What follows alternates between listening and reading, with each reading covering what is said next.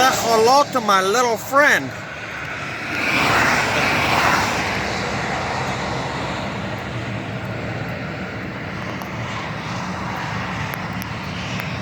You see him, right?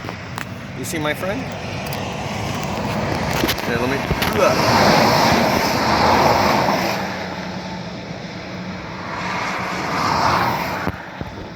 What's he doing up there?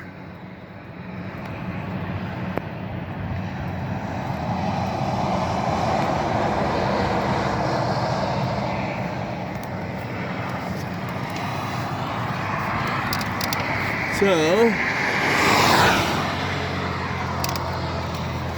I just wanted to pull over and show you my little friend.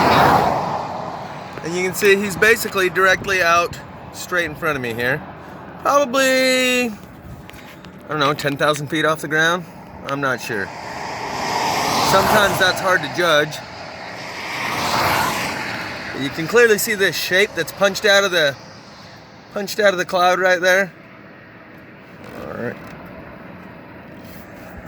Right?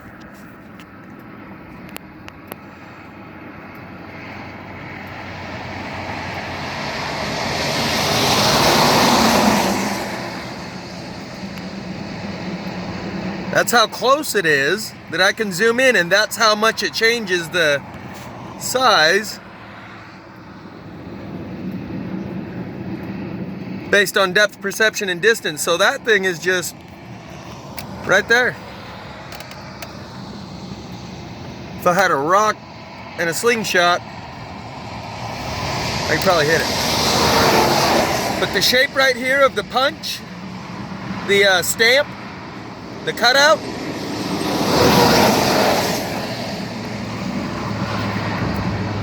for Sheezy. Faux Sheezy.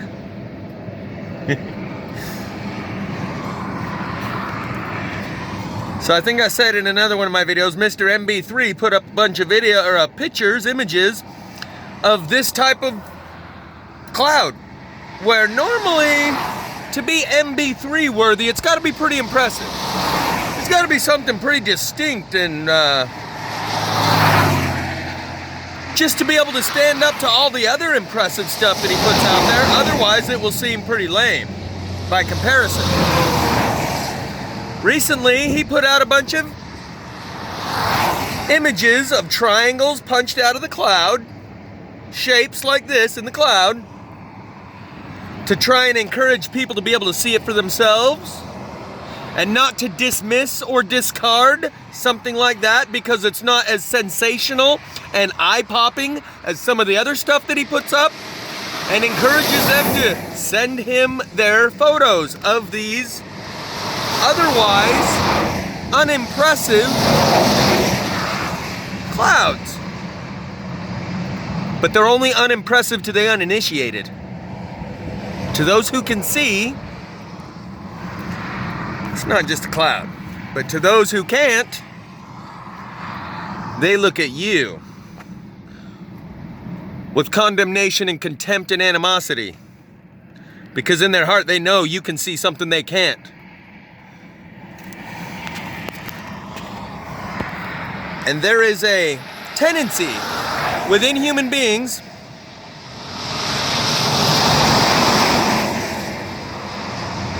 instead of chasing fulfillment of your hopes and dreams and joy is doing what is in alignment with our true nature, and love is a label that we put on anything outside of ourselves that brings us opportunities to experience joy or expands our capacity to experience joy. Again, joy is doing what is in alignment with our true nature. Some people get the mirror opposite feeling of satisfaction and mistake it for the real thing. That's probably the closest thing to the devil or Satanism that I'm going to be able to identify. This behavioral pattern of people where if they can't get what they want and do what they want and have what they want to have, it feels just as good to deny you from being able to do what you want and have what you want and achieve all your hopes and dreams. it feels almost as good to see someone else not succeed as it does to succeed yourself. Like when someone gets an F on a paper, they feel like an idiot, but when their classmate also got an F, it's like, oh, I don't feel so bad now. You got an F too? Oh, okay, I guess I'm not so dumb, and at least it wasn't only me, and that type of satisfaction and fulfillment, which is the exact opposite of what's in alignment with your true nature, to achieve and build and construct and produce. If you can't, it feels almost as good to keep someone else from doing it. And when they know that you can see and they can't, the man in the land of the blind who has one eye is not king. He is strung up at the nearest post, hung, lynched, witch hunted down for this thing that he says he can do called seeing. I know this personally. They hurl pejoratives at the watchman on the wall, emotional rocks that they throw at you like tinfoil hatter, and whatever else they can do to try and bring you down. Because when you're up there on that wall and you're looking out over the valley and you're telling them what you can see and all they can see is the tree line in front of their face, they don't like what you start to tell them. And they say, fuck that guy up on the wall. Let's bring him down a notch. I don't like the sound of the things he's saying. Yeah, you tinfoil hatter, you nut job, blah, blah, blah, blah, blah. So much so that it has become a virtue for people to say, oh, I don't believe in that. Oh, I don't believe in that either. Oh, I'm not that stupid and foolish. I don't believe in that. Like it's a virtue to not believe in anything.